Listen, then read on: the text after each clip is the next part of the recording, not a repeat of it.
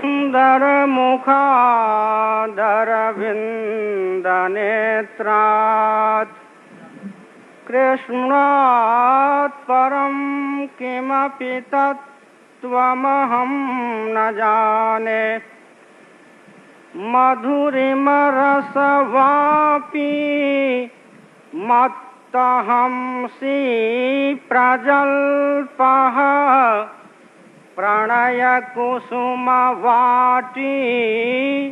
भृङ्गसङ्गीतघोषः सुरतिसमरभेरी भाङ्कृतिः पूतनारेर्जयति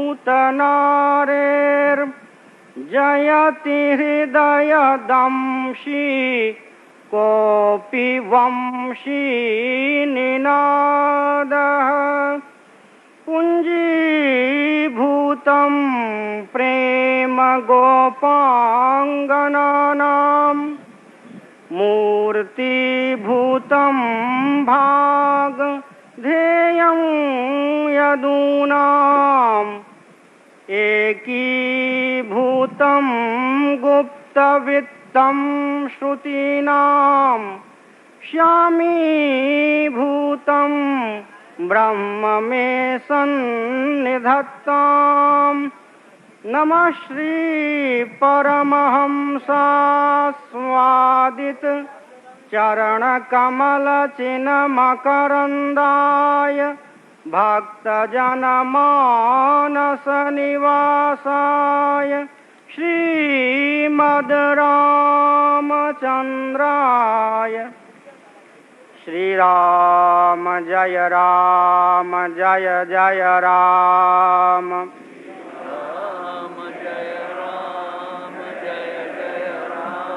श्रीराम जय जय राम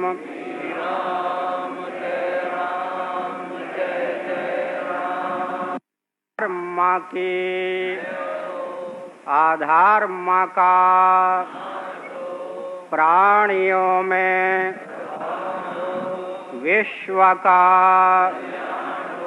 गौ माता की हर हर महादेव गोविंद जय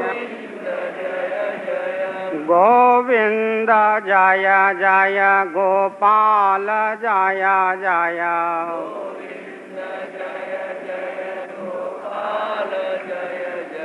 राधा रमण हरि गोविंद जय जय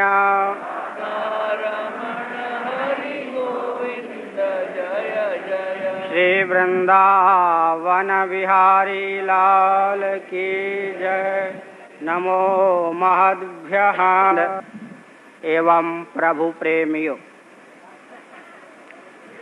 अमृत महोत्सव की अगवानी करने के लिए देवराज इंद्र ने पहले ही अमृत की वर्षा कर दी है। पूज्यपाद महाराज श्री का नाम है स्वामी श्री अखंडानंद सरस्वती जी।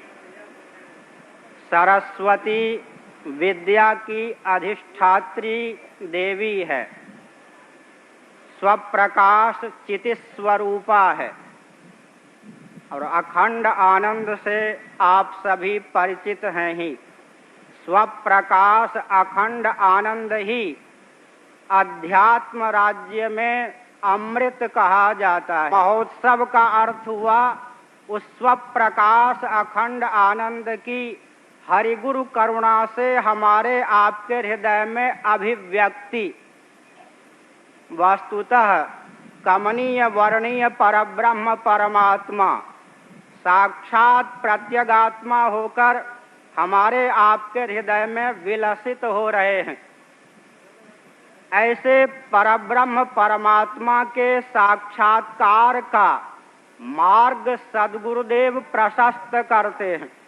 गोस्वामी तुलसीदास जी महाराज का कहना है, आस प्रभु हृदय अछत अविकारी सकल जीव जग दीन दुखारी, नाम निरूपण नाम जतन ते, स्वऊ प्रगटत जिमि मोल रतन थे। किसी श्रुति का यह अनुवाद गोस्वामी जी करते हैं। भला कौन सी श्रुति है वह? श्रुति भगवती कहती है, आत्मा व अरे द्रष्टव्यः श्रोतव्यो मंतव्यो निदिध्यासितव्यः।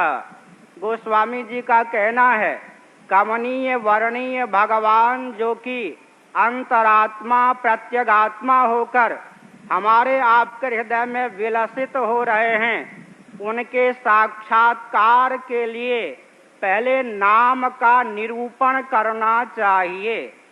वस्तुतः श्रवण और मनन इन दो शब्दों के अर्थ को गोस्वामी तुलसीदास जी महाराज ने निरूपण कहकर प्रकट कर दिया है। श्रुति भगवती कहती है श्रोतव्यः मंतव्यः, गोस्वामी जी कहते हैं नाम निरूपण। जब तक हम नाम के माध्यम से भगवत तत्व का प्रतिपादन या निरूपण नहीं करेंगे, तब तक भगवत तत्व की अभिव्यक्ति हमारे लिए कारगर नहीं होगी। जन्म और मृत्यु की अनादि परंपरा के भेदन में समर्थ नहीं होगी। तो निरूपण कहकर गोस्वामी जी ने श्रोतव्य और मंतव्य का अभिप्राय व्यक्त कर दिया। आगे गोस्वामी जी कहते हैं नाम निरूपण नाम जतन थे। श्रुति भगवती कहती है निदिध्यासितव्यः। इसी का अनुवाद गोस्वामी जी कहते हैं बार बार नाम का जप करिए, नाम का अनुशीलन करिए, नामामृत में अवगाहन करिए, तो क्या होगा? द्रष्टव्य का गोस्वामी जी अनुवाद करते हैं स्वऊ प्रकटत, वह नित्य अपरोक्ष परब्रह्म परमात्मा साक्षात निरावरण ब्रह्म के रूप में प्रकट हो जाएगा। तो वस्तुतः पूज्यपाद महाराज श्री निरावरण ब्रह्म के रूप में विद्यमान हैं। इनके द्वारा हमको आपको जो स्वस्थ मार्गदर्शन मिलता है, उसमें भगवान नाम का माहात्म्य कूट कूट कर भरा होता है। भक्ति सिद्धांत की दृष्टि से विचार करें तो और वेदांत सिद्धांत की दृष्टि से विचार करें तो भगवत तत्व तक पहुंचाने वाला एकमात्र भगवान का नाम ही हो सकता है। बहुत से अक्षर वेदांती कहते हैं हमको नाम से क्या तात्पर्य, हमारा भगवान नाम से कोई तात्पर्य सिद्ध हो सकता नहीं। नाम तो छोटे स्तर के साधकों के लिए उपकारक हो सकता है, हम तो प्रबुद्ध योग भ्रष्ट हैं, भगवान नाम या तत्व नाम से हमारा क्या प्रयोजन। लेकिन सावधान होकर हम आप विचार करें, जिस समय किसी व्यक्ति को रस्सी में सर्प की भ्रांति होती है, उस समय भी रज्जु तत्व का अभाव नहीं होता है।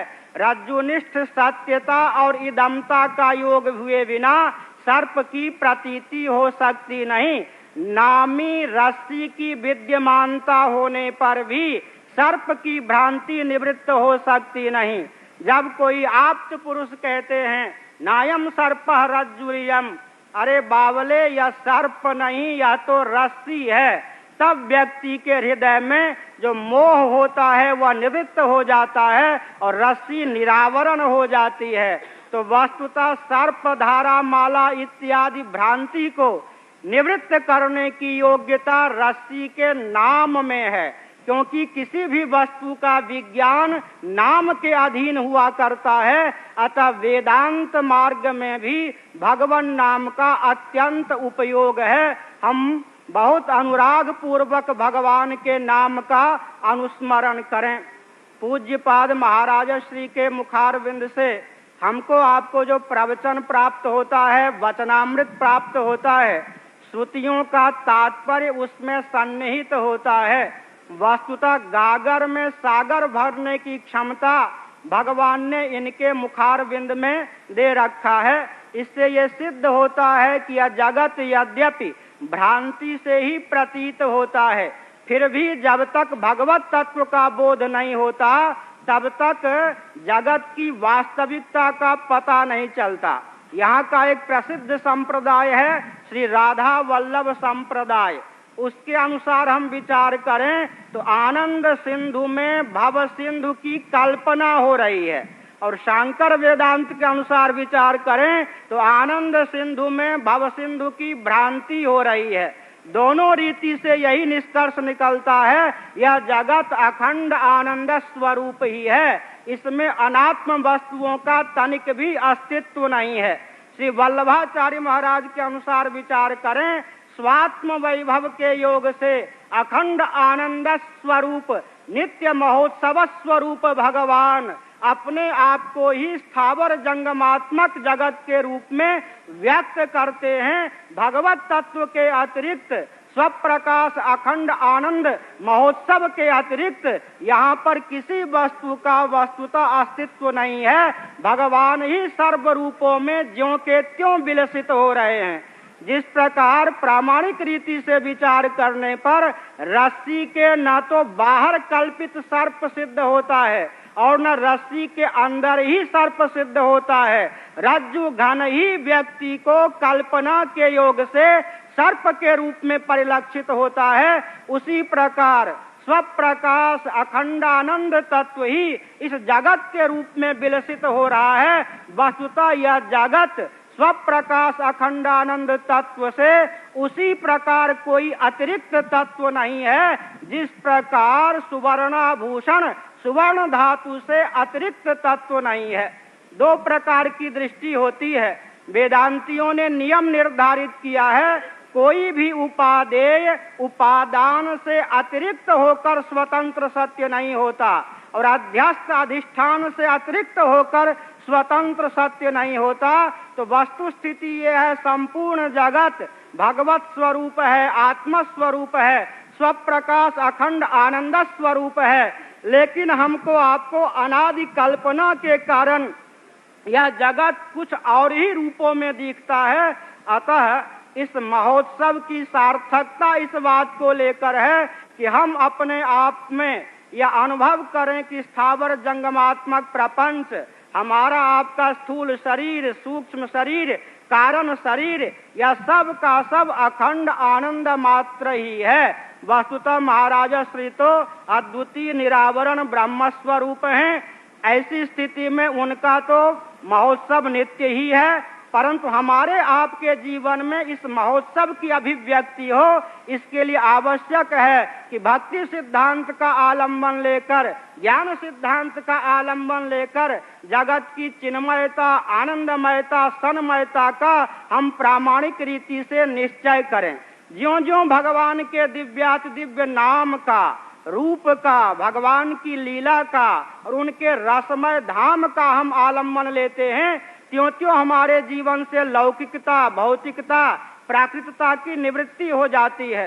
वो हमारे मनु महाराज का कहना है, महायज्ञ यज्ञ ब्राह्मीयम क्रियते तनु, और भगवान शंकराचार्य महाराज को यह मनु का वचन अत्यंत प्यारा है।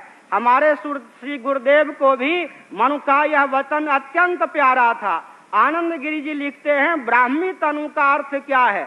ब्रह्म साक्षात्कार में उपयोगी शरीर ही वस्तुतः ब्राह्मी तनु है। तो हम अखंड आनंद स्वरूप सगुण निर्गुण उभयविध परमात्मा की भावना से अपने जीवन को भावित करके आनंदमय बना लें। वस्तुतः यही महोत्सव है। हमारे आपके जीवन में नित्य महोत्सव की प्रतिष्ठा इस महोत्सव के माध्यम से हो, यही मंगल भावना है। लेकिन सज्जनों, हमारा स्थूल शरीर आनंद सिंधु में पग जाए, हमारा सूक्ष्म शरीर आनंद सिंधु में पग जाए, हमारा कारण शरीर आनंद सिंधु में पग जाए, इसका कुछ क्रम है। जिस प्रकार विजातीय आंवले को या सेब को या बेल को शर्करा की चाशनी में व्यक्ति पागता है, तो विजातीय आंवले में भी, बेल में भी और सेब में भी लोकोत्तर मिठास का संचार हो जाता है। उसी प्रकार पहले हम मान लेते हैं कि हमारा स्थूल शरीर भौतिक, वेदांतियों के अनुसार हमारा सूक्ष्म शरीर भौतिक, लेकिन सदा तद्भाव भावितः अखंड आनंद की भावना से ज्यों ज्यों हमारा चित्त उल्लसित होगा, त्यों त्यों हमारे स्थूल शरीर में, त्यों त्यों हमारे सूक्ष्म शरीर में उसी प्रकार अनुपम रसात्मकता की अभिव्यक्ति होगी, जिस प्रकार विजातीय आमले में भी शर्करा की चाशनी के योग से लोकोत्तर मिठास की अभिव्यक्ति होती है। लेकिन यहीं तक विश्राम नहीं पाना है, क्योंकि जो अखंड आनंद स्वरूप तत्व है वह सजातीय विजातीय स्वगत भेद शून्य है। एकमेवा द्वितीयम कहकर तीनों प्रकार के भेद का श्रुति ने वारण कर दिया है। अतः हमारा पंचकोशात्मक शरीर भगवत तत्व में, अखंड आनंद तत्व में किसी और उत्कृष्ट विधा से पगना चाहिए, उसकी रूपरेखा करने की आवश्यकता है। गोस्वामी जी कहते, तुलसीदास जग चिद विलास को बूझत बूझत बूझे।